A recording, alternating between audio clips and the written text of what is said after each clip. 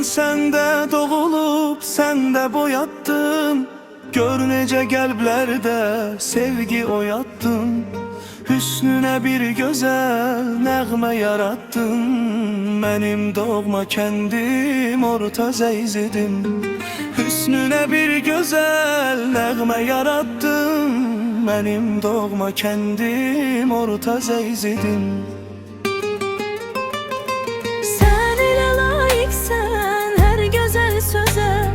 Senin güzelliğin gelmesin göze. Sen ki emanetsen gedimden bize. Benim doğma kendim orta Zeyzidim. Senin ele layıksen her güzel söze. Senin güzelliğin gelmesin göze. Sen ki emanetsen gedimden bize. Benim doğma kendim orta Zeyzidim.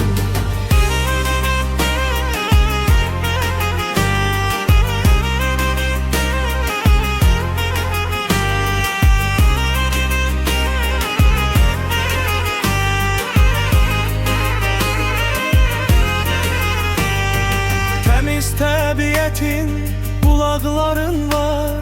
Xoşbəxtliklə yanan ocaqların var. Cənnətə bənzəyən o dağların var. Mənim doğma kəndim orta Zeyzidim. Cənnətə bənzəyən o dağların var. Mənim doğma kəndim orta Zeyzidim.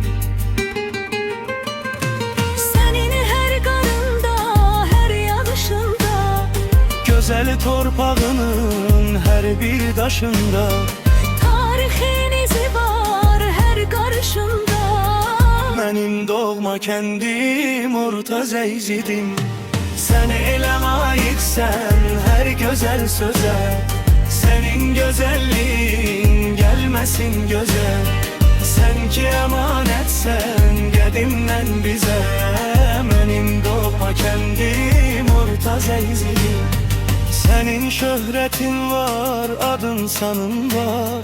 Vətəni var edən ahan qanın var. Pənah tək, asim tək, qəhrəmanın var. Mənim doğma kəndim orta Zeyzidim. Sən elə layıqsən hər gözəl sözə. Sənin gözəlliyin gəlməsin gözə. Sən ki emanetsen gedimden bize.